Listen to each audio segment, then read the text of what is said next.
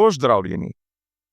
Danes se bomo ustavili pri tistem, kar se je zgodilo v zadnjem krogu velike nagrade Azerbajdžana, ko sta skušala oba bolida Scuderie Ferrari dokaj nerodno zamenjati mesto.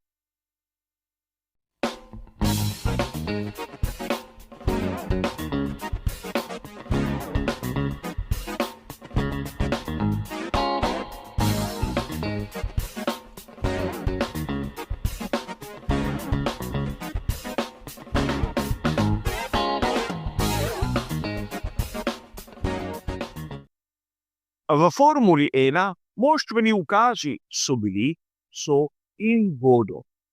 Vse je odvisno seveda od tega, kakšna so notranja razmerja v določeni ekipi, kako se dogovorijo pred tem, in vsaka ekipa ima pravico do svojega, imenujemo ga, etičnega kodeksa. Tako imamo na primer pri McLarenu izjemno znana Papaya pravila oziroma Papaya rules, ki veljajo, ne veljajo, so takšna ali so drugačna. Ampak verjamem, da mnogi izmed navdušencev verjetno se strinjamo, da kdaj pa kdaj je ekipa iz Wokinga tista, ki rahlo spremeni lastna pravila. Kaj pa pri Ferrari? Na veliki nagradi Azerbajdžana smo videli dokaj bizarni dogodek. Namreč nič čudnega ni, da ekipa izda moštveni ukaz, da se hitrejšega voznika enostavno spusti naprej. Tako se je dogajalo v preteklosti, se dogaja v sedanjosti in se bo tudi v prihodnosti.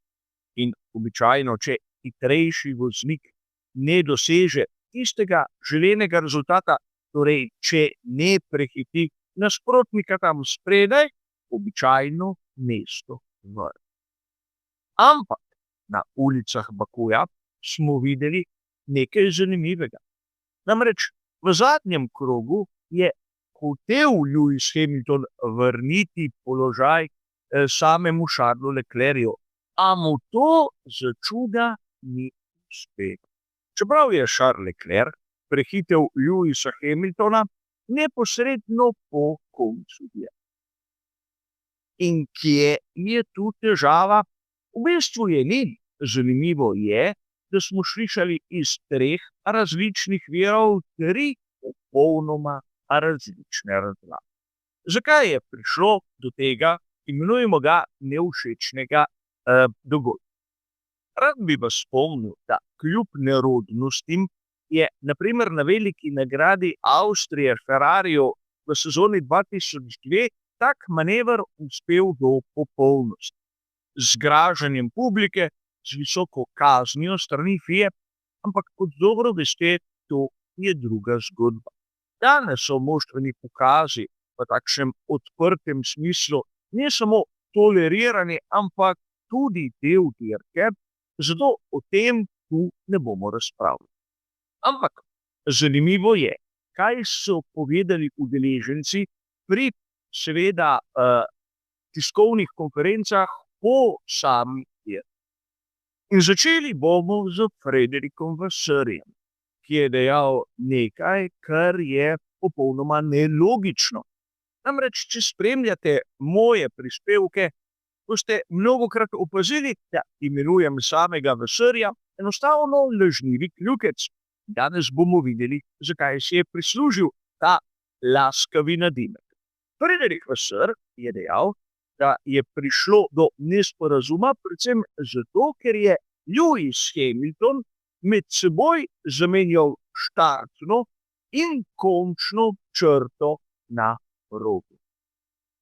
In jasno vam je, da štartna in končna črta na sami progi nista zmeraj ena in ista, da v mnogih primerih je štartna črta na začetku štartnega razporeda, končna pa nekje tam proti zadnji vrh. Težava je v tem, da ne govorimo v primeru Lewisa Hamiltona o nekem neizkušenem vozniku, ki bi lahko zamenjal 2 pomembna mejnika na sami progi. In zato se mi zdi meni zgodba neverjetna in nerealna. Lewis Hamilton ni tako neizkušen, da enostavno ne bi vedel, kje se krog začne in kje se krog konča. Patetičen izgovor, ki ga je verjetno vsakdo izmed nas, ki je malce veš Formule 1, takoj uvrstil v tisto skupino nebuloz in malce je že sramotno, ko slišimo šefa ekipe Ferrari tako na tak neroden način braniti Lewisa Hamiltona. Kaj je pa dejal Lewis Hamilton? Da je skušal do zadnjega prehiteti voznika pred njim, v tem primeru Landa Norrisa, in da je to skušal napraviti tudi v zadnjem krogu, čeprav je imel le 0,001% možnosti. Kar je po svoje pohvalno.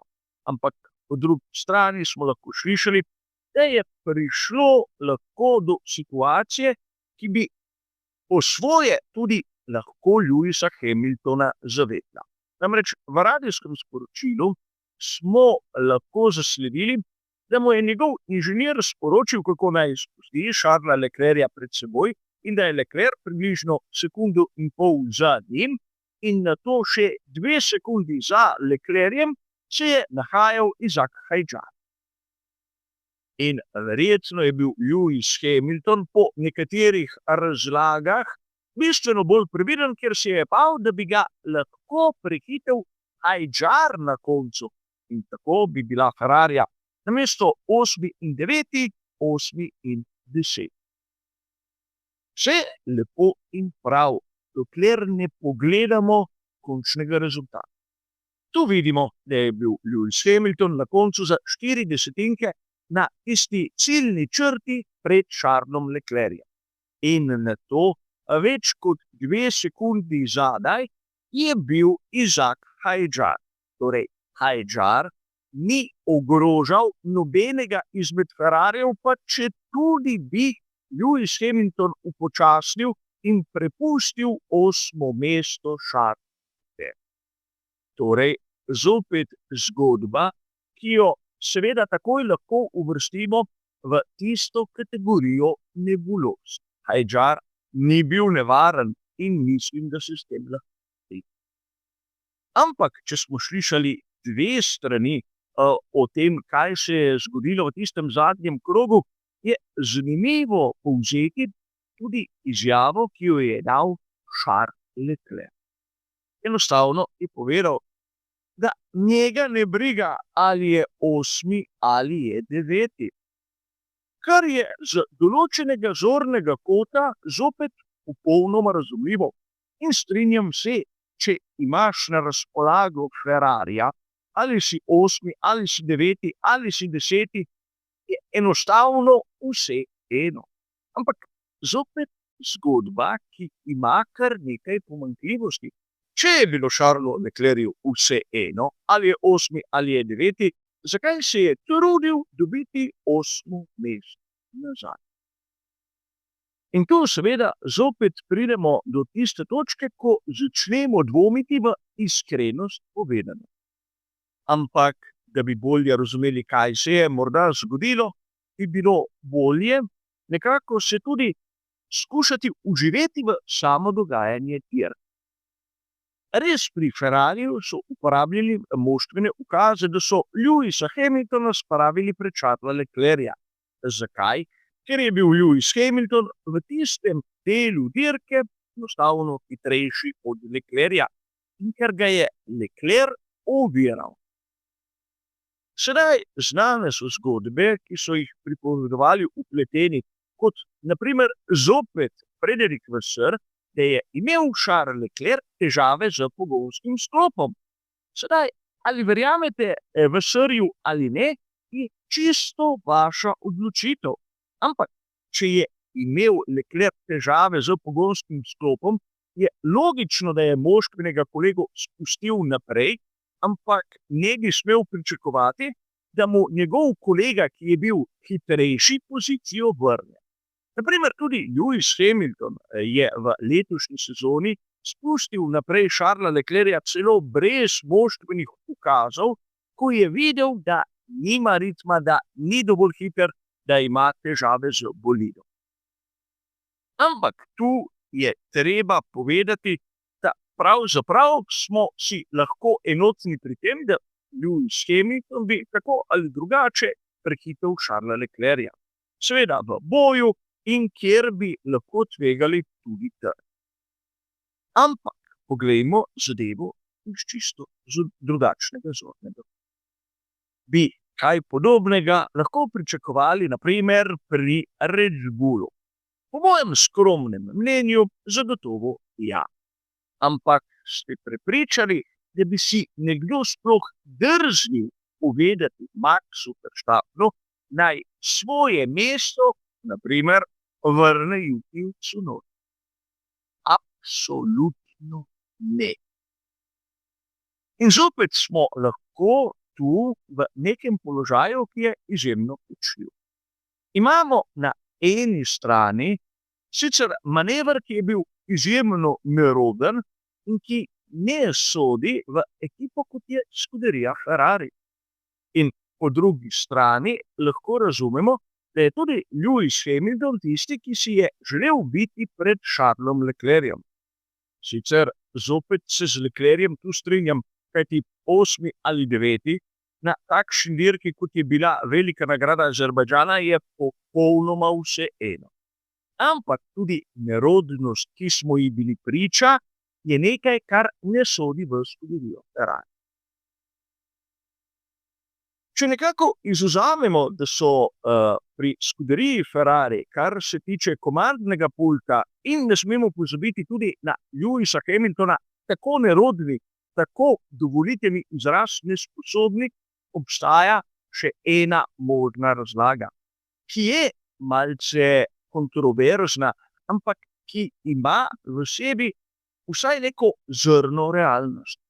Namreč Lewis Hamilton ni hotel v resnici vrniti položaja Charlesu Leclercu, ampak hotel je dati vedeti, da je napravil vse, kar je bilo v njegovi moči, da se je to zgodilo.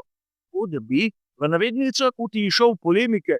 Glejte, ne, znižal sem hitrost, začel sem zavirati, ampak žal manever ni uspel.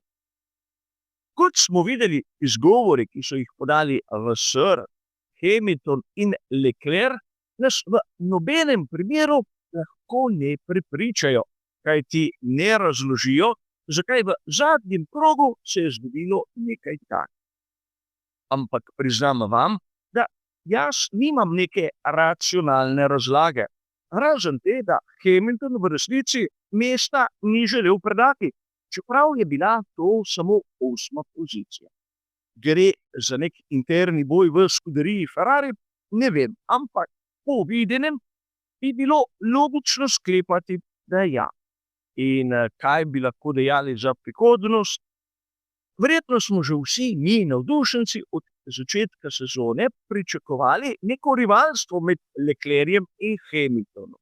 In mogoče sedaj proti koncu sezone tudi to vzdušje prihaja na površje. A kot sem dejal, v ekipah Formule 1 so preveliki profesionalci, da bi si lahko privoščili takšno napako, kot smo jo videli. Vsaj tako je moje osebno mnenje. Za danes je pa to vse. Hvala za vašo pozornost in nasvidenje.